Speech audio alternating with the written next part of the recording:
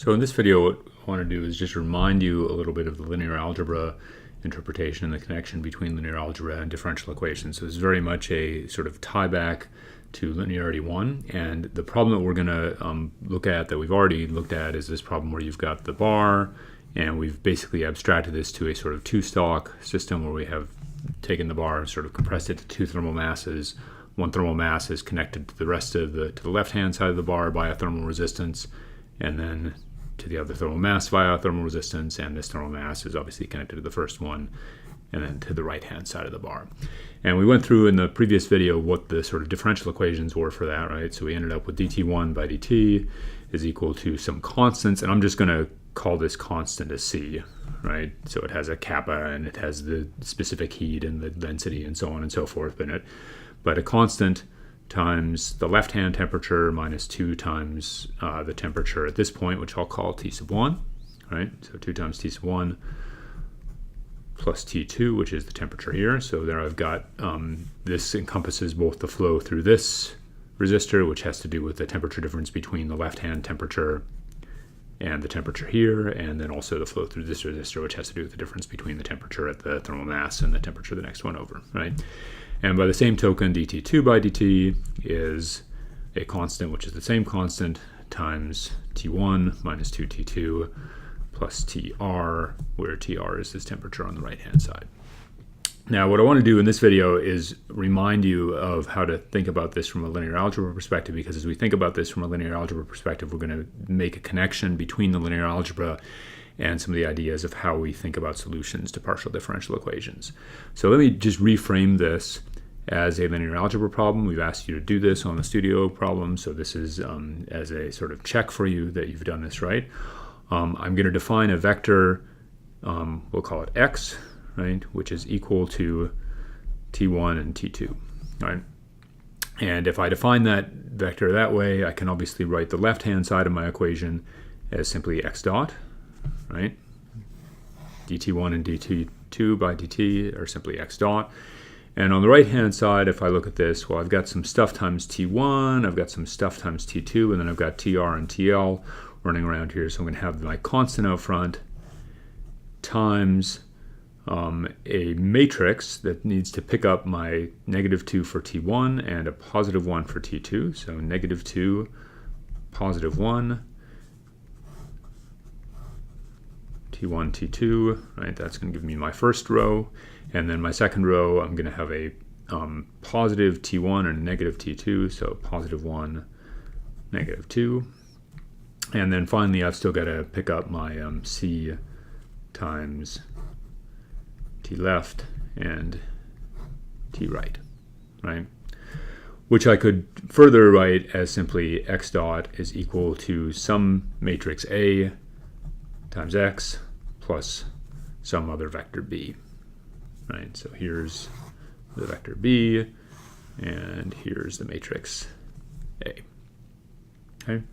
So we've written this system of ordinary first order ordinary linear differential equations as a matrix equation, right? The next thing that we want to do is solve that. And of course, the way that we solve that is we first make a substitution. So we say, okay, we're going to choose a vector u that's equal to the vector x plus the inverse of a times b, in which case this equation can then be rewritten as a times u is equal to u dot. Right? Once I've got this is a fairly simple equation to solve, right? We know we can use eigenvectors and eigenvalues.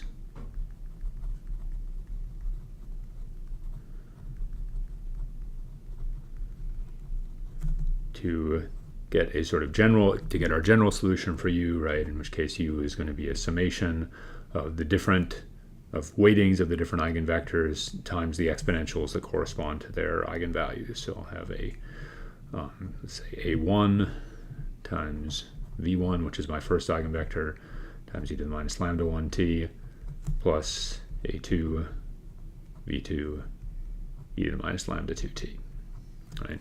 So I could go ahead and find the eigenvectors and eigenvalues, and that would give me my general solution, and then I would go back and ask the question, how do I take that general solution and match it to the particulars of this problem? So that's kind of previewing where we're going. Let's go ahead and do that now.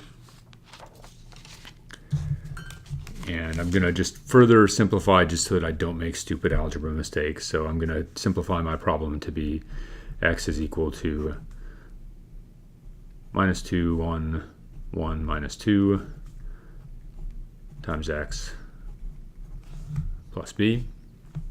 So in that case, the problem I'm actually trying to solve, sorry, this x dot is u dot is equal to minus 2, 1, 1, minus 2 times u. If I find the eigenvectors and eigenvalues of this, my eigenvectors, actually of this, this matrix, sorry. My first eigenvector is simply 1 over radical 2, 1 over radical 2. And my second eigenvector is 1 over radical 2 minus 1 over radical 2. And this eigenvector, first one, has an eigenvalue of 1, and my second eigenvalue has an eigenvalue of 3. Right? And I'll leave it for you as an exercise to check that. You certainly can find that using MATLAB, but it's also easy enough to find that actually just doing the math here. Okay, once I've got these eigenvectors and eigenvalues, the next thing that I need to do is figure out, okay, what are the values of A1 and A2? And probably the easiest way for me to do that is to go back to figure out what the values of x need to be. So going back to the physical problem,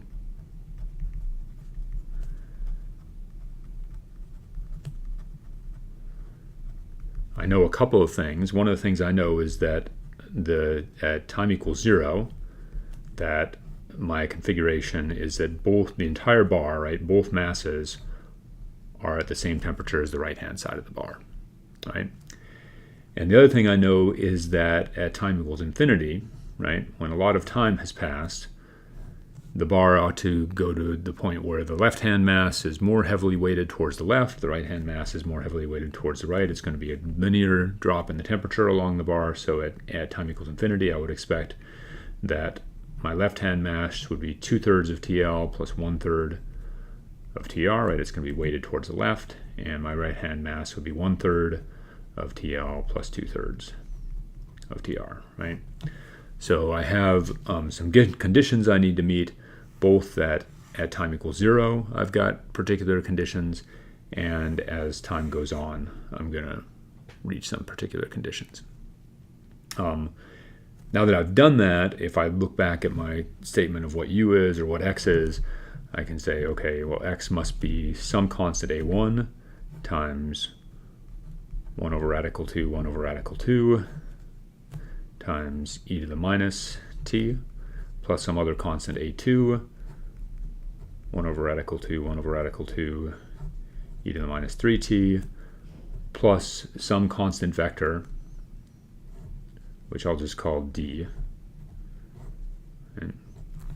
And I can now look at this and start to figure out what these things have to be. Pretty clearly, d must simply be my infinite time value of x, because as time goes to infinity, this term goes to 0, this term goes to 0, so x infinity is just going to be equal to this. So I figured out what d is, and once I figured out what d is, it's easy enough for me to figure out what a1 and a2 are, because I can just set this whole thing equal to x0 at t equals 0, so I get a1 times 1 over radical 2, 1 over radical 2, plus a2, 1 on radical 2, minus 1 on radical 2, oh, that should be a minus sign there, sorry, plus d, right, has to equal tr, and I can solve this.